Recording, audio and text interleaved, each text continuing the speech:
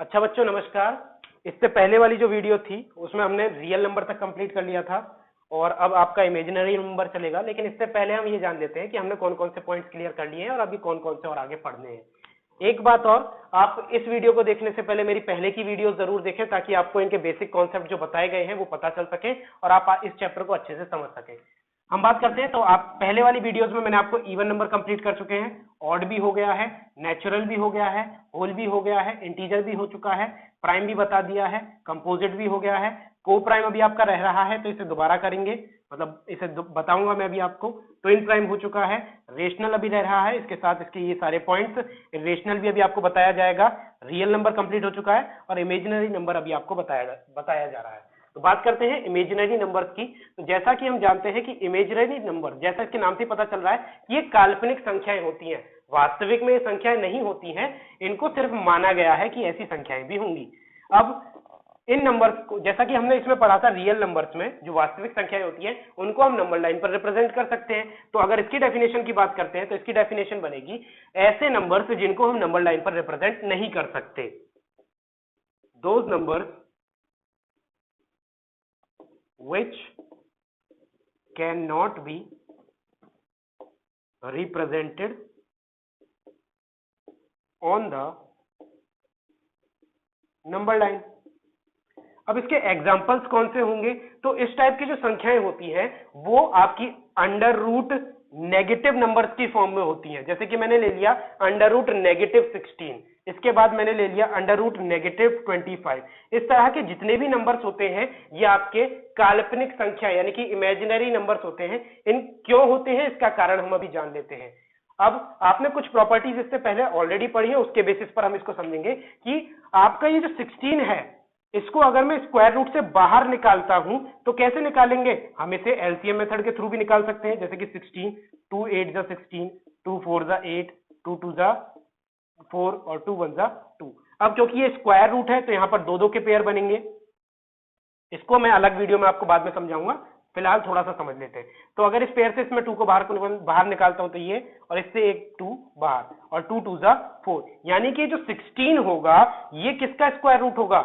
4 का square root होगा। Under root यहां से कैंसिल हो गया, लेकिन आप यहां पर देख सकते हो कि नेगेटिव रहा होगा, यहां पर नेगेटिव साइन है। लेकिन आपने एक थ्योरम पढ़ा है, आपने एक प्रिंसिपल भी पढ़ा है कि माइनस से जब मल्टीप्लाई करते हैं किसी दूसरे माइनस नंबर की तो उससे माइनस कैंसिल हो जाता है, जबकि यहां पर एक माइनस आ रहा है। इट मींस इसका ये नंबर पॉसिबल है ही नहीं।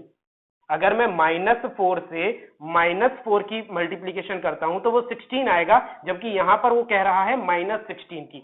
यही कारण है कि इन नंबर्स को इमेजिनरी नंबर्स कहा जाता है और इनको नंबर लाइन पर रिप्रेजेंट नहीं किया जा सकता, क्योंकि आप अंडर रूट -16 को रूट के बाहर शो ही नहीं कर सकते, आप बाहर इसको नहीं निकाल सकते। अब आपका इमेजिनरी नंबर खत्म हो गया है। अब बात करते हैं आपके को प्राइम नंबर्स की, जो कि थोड़ा बहुत ट्विन प्राइम से मिलते जुलते हैं।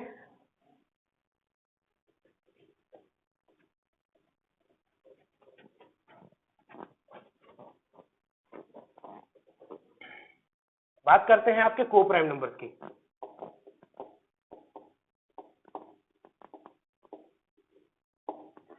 को प्राइम नंबर्स कौन से होते हैं? यानी कि ऐसे नंबर्स जो लगभग प्राइम जैसे हो लेकिन इसमें प्राइम नंबर की प्राथमिकता नहीं होती है। यानी कि जरूरी नहीं है कि जिन दो नंबर्स को मैं यहां पर सिलेक्ट करूंगा या लूंगा वो आपके प्राइम नंबर्स हो। बस इसमें एक रूल होता है कि इनका जो कॉमन डिवाइजर होगा, यानी कि इनका जो कॉमन डिवाइजर होगा या कॉमन फैक्टर होगा वो सिर्फ और सिर्फ 1 हो सकता है। क्या कहा मैंने कि कंडीशन क्या है इसकी? कॉमन फैक्टर जो होगा उन दोनों नंबर का वो सिर्फ और सिर्फ 1 हो सकता है, 1 से अलग कोई नहीं हो सकता। डेफिनेशन के अंतर्गत ऐसे नंबर्स जिनका सिर्फ और सिर्फ कॉमन फैक्टर 1 हो, यानी कि दोज नंबर्स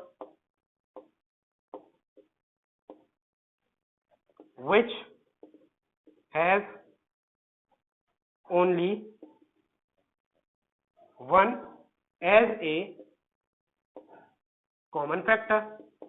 एग्जाम्पल के लिए मैं यहाँ पर दो नंबर ले लेता हूं, जैसे कि मैंने ले लिया 5 और 6। अब अगर मैं 5 के फैक्टर्स निकालता हूं तो 5 किस किस की टेबल में आता है, 1 और 5 की टेबल में। 6 की बात करता हूं तो 6 किसकी टेबल में आता है, 1 की टेबल में भी आता है, 2 में भी आता है, 3 में भी आता है और फिर 6 में खुद आता है।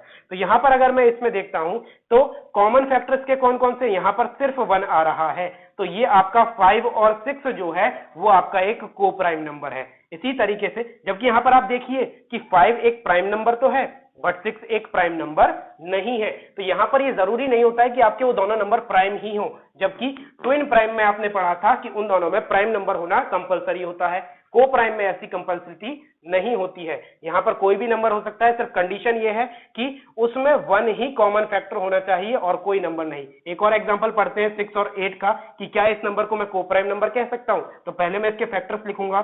6 के फैक्टर हो जाएंगे 1 2 3 एंड 6। 8 के फैक्टर्स हो जाएंगे 1 2 4 एंड 8। यहां पर मैं देख सकता हूं 1 तो एज एन कॉमन फैक्टर आ रहा है, लेकिन उसके साथ साथ 2 भी कॉमन फैक्टर है जो इस डेफिनेशन को फॉलो नहीं करता है। इसका मतलब 6 और 8 को मैं को प्राइम नंबर नहीं कह सकता। अब इसके बाद बात करते हैं परफेक्ट नंबर की, कि परफेक्ट नंबर किनको कहा जाता है।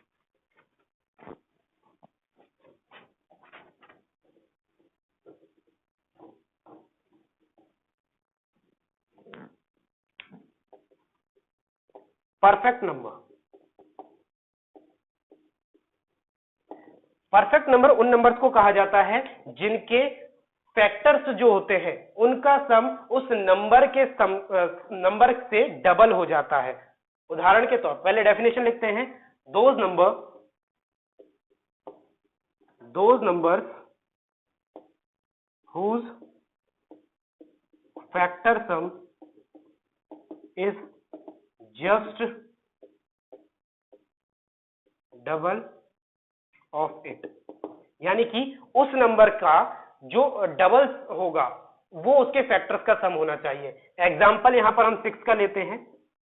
6 अगर मैं इसके फैक्टर्स की बात करता हूं तो 6 के फैक्टर्स हैं 1 2 3 एंड 6 इटसेल्फ।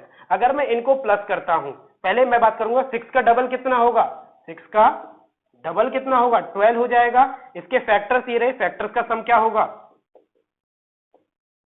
सब मैं आपको ऑलरेडी बता चुका था कि प्लस करते हैं उसमें, तो 1 प्लस 2 प्लस 3 प्लस 6 और इसको मैंने प्लस किया तो ये भी क्या आया 12 आया। यानी कि ऐसा नंबर जिसके फैक्टर्स का सम उस नंबर का जस्ट डबल हो, ऐसे नंबर्स को हम परफेक्ट नंबर कहते हैं। एक बात और नोटिस कीजिएगा कि 6 जो होता है वो सबसे छोटा परफेक्ट नंबर होता है। 6 is the smallest perfect number. अगर मैं इससे किसी छोटे नंबर की बात करता हूं तो वो परफेक्ट नंबर नहीं होगा। एग्जांपल के तौर पर मैं 5 और 4 को आपको समझाता हूं।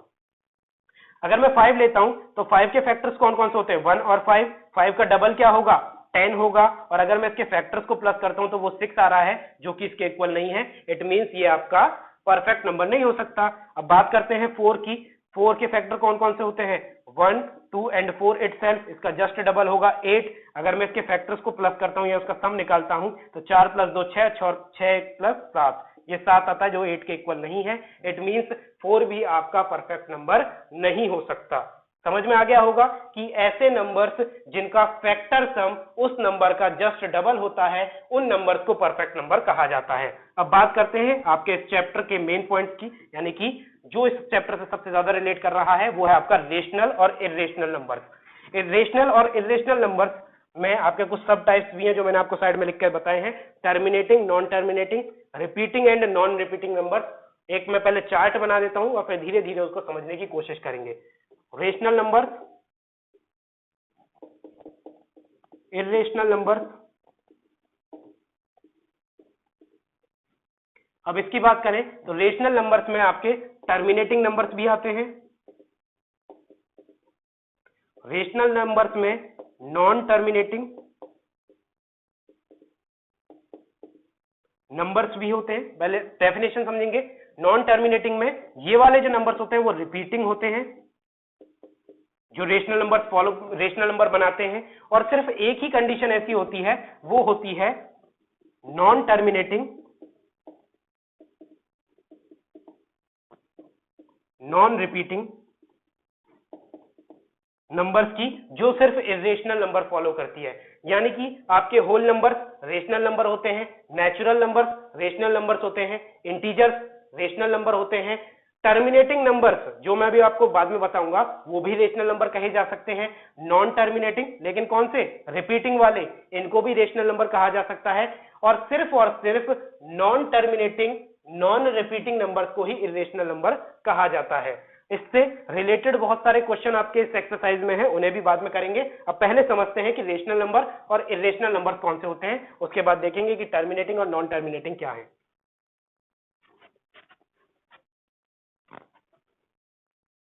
रेशनल नंबर्स की बात करें तो दोज नंबर्स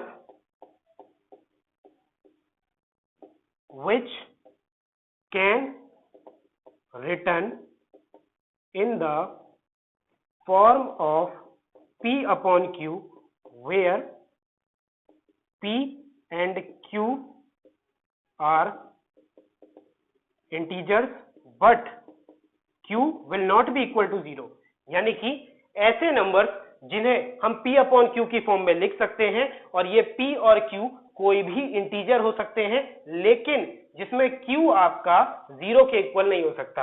अब ये जो मैंने आपका P अपॉन Q लिखा था, इसमें ऊपर वाला नंबर जो होता है वो होता है आपका न्यूमरेटर, और जो नीचे वाला नंबर होता है वो होता है आपका डिनोमिनेटर। यानी कि किसी भी नंबर का डिनोमिनेटर अगर 0 हो जाएगा तो आप उसे रेशनल नंबर नहीं कह सकते। उदाहरण के तौर पर मैं 1/1 एक रेशनल नंबर हो सकता है, 0/1 भी एक रेशनल नंबर हो सकता है, लेकिन 1/0 एक रेशनल नंबर नहीं हो सकता, क्योंकि वो इस डेफिनेशन को फॉलो नहीं कर रहा। P अपॉन Q की फॉर्म में है, बिल्कुल है, दोनों इंटीजर्स हैं, बिल्कुल है, लेकिन उसने साथ में ये भी कहा था कि Q कभी 0 के इक्वल नहीं हो सकता, जबकि यहां पर मैं Q को 0 के इक्वल कर रहा हूं, इसलिए ये आपका रेशनल नंबर नहीं हो सकता। अब बात करते हैं इरेशनल नंबर की, तो इरेशनल नंबर जस्ट इसके अपोजिट होते हैं, यानी कि ऐसे नंबर जो P अपॉन Q की फॉर्म में नहीं लिखे जा सकते वो ही इरेशनल होते हैं। Those numbers which cannot be written in the form of P upon Q। वापस समझते हैं, रेशनल नंबर उन नंबर्स को कहा जाता है जो P अपॉन Q की फॉर्म में लिखे जा सकते हैं, जिसमें P और Q इंटीजर्स होंगे और Q 0 के इक्वल नहीं हो सकता। एग्जाम्पल में 1/1 एक रेशनल हो सकता है, 0/1 एक रेशनल है, और 1/0 रेशनल नहीं हो सकता क्योंकि इसमें Q 0 के इक्वल रख दिया गया है, जो कि गलत है। इरेशनल की बात करते हैं तो इसमें कोई भी नंबर जो P अपॉन Q की फॉर्म में नहीं लिखा जा सकता वही आपका इरेशनल होगा। अब बात करते हैं टर्मिनेटिंग और नॉन टर्मिनेटिंग नंबर की, कि ये कौन से नंबर थे।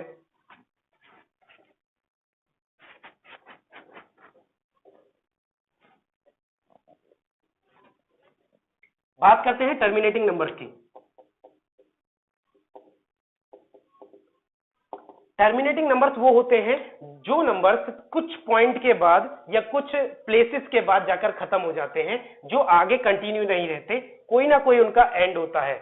जैसे कि अगर मैं बात करता हूं 5.863, तो मैंने यहां पर देखा कि ये जो नंबर था ये आपका 3 पर जाकर एंड हो चुका है और इससे आगे कोई भी नंबर नहीं है। तो ऐसे नंबर जो कहीं ना कहीं जाकर खत्म हो जाते हैं, ऐसे नंबर्स को टर्मिनेटिंग नंबर्स कहा जाता है। इसका जस्ट अपोजिट क्या हो जाएगा, नॉन टर्मिनेटिंग, यानी कि ऐसे नंबर्स जो अनगिनत दूरी तक चलते रहते हैं, जो कभी खत्म ही नहीं होंगे, ऐसे नंबर्स को नॉन टर्मिनेटिंग कहा जाता है। इनको कैसे लिखा जाता है, 5.8632 and dot dot dot dot. ये जो डॉट डॉट डॉट है ये रिप्रेजेंट कर रही है कि ये नंबर अभी खत्म नहीं हुआ है और ये अनगिनत दूरी तक चलता जा रहा है। ऐसे नंबर्स को नॉन टर्मिनेटिंग नंबर्स कहा जाता है। इसके बाद मैंने आपको एक टर्म और लिखाई थी, repeating and non repeating. Repeating आप अच्छे तरीके से जानते हैं कि ऐसे नंबर्स जो अपने आप को रिपीट करें वो रिपीटिंग होंगे, और ऐसे नंबर्स जो अपने आप को रिपीट ना कर पाए वो नॉन रिपीटिंग नंबर्स होंगे। तो ये जो रिपीटिंग कैटेगरी आती है वो नॉन टर्मिनेटिंग के अंतर्गत आती है, क्योंकि टर्मिनेटिंग तो खत्म हो जाते हैं, उसमें जरूरत ही नहीं पड़ती। तो अगर मैं बात करता हूं नॉन टर्मिनेटिंग रिपीटिंग नंबर्स तो इसका मतलब क्या होगा कि ये अनगिनत दूरी तक भी चलेंगे लेकिन एक फिक्स्ड पैटर्न में चलेंगे। इसका रिपीट कर रहे होंगे, अपने आप को एक फिक्स्ड पैटर्न शो कर रहे होंगे। उदाहरण के तौर पर 5.86, 86, 86 एंड सो ऑन। यहां पर आप देख सकते हो कि ये दो नंबर अपने आप को रिपीट कर रहे हैं पॉइंट के बाद। 86, उसके बाद दोबारा से 86, उसके बाद दोबारा से 86, और ये पॉइंट पॉइंट पॉइंट डिनोट कर रहा है कि ये नंबर खत्म नहीं होंगे और अनगिनत दूरी तक आगे चलते रहेंगे।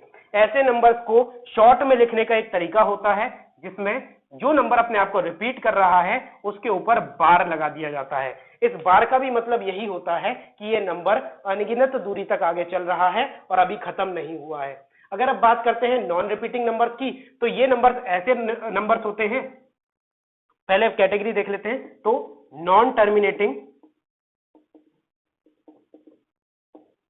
नॉन रिपीटिंग नंबर्स, ये ऐसे नंबर्स होंगे जो ना तो कभी खत्म हो रहे होंगे और ना ही कोई पैटर्न शो कर रहे होंगे। उदाहरण के तौर पर 56.832165382718 एंड सो ऑन। इस तरीके से आप देख सकते हो कि यहां पर कोई भी पैटर्न फॉलो नहीं हुआ, इसके साथ साथ ये नंबर अभी खत्म भी नहीं हुआ, तो ये नंबर आगे चलता ही रहेगा। अब इस तरह के कौन से नंबर्स होते हैं? ऐसे ही नंबर्स को आपको इरेशनल नंबर कहते हैं और इसके अंतर्गत आपकी वैल्यूज आ जाती हैं, जैसे कि √2, √3, √5 एंड पाई। पाई की जो एक्चुअल वैल्यू होती है वो होती है 3.14 एंड समथिंग समथिंग आगे तक चलती रहती है, जबकि हमें क्या बताई जाती है 3.14, वो एक्चुअल वैल्यू उसकी नहीं है। इससे अलग आपको पाई की एक और वैल्यू बताई जाती है 22/7, जो कि एक्चुअल में क्या है, एक रेशनल वैल्यू है, जबकि वो होती है जबकि पाई जो है वो एक इरेशनल नंबर है। ये क्वेश्चन आपसे पूछ लिया जाता है, आपसे पूछा जाएगा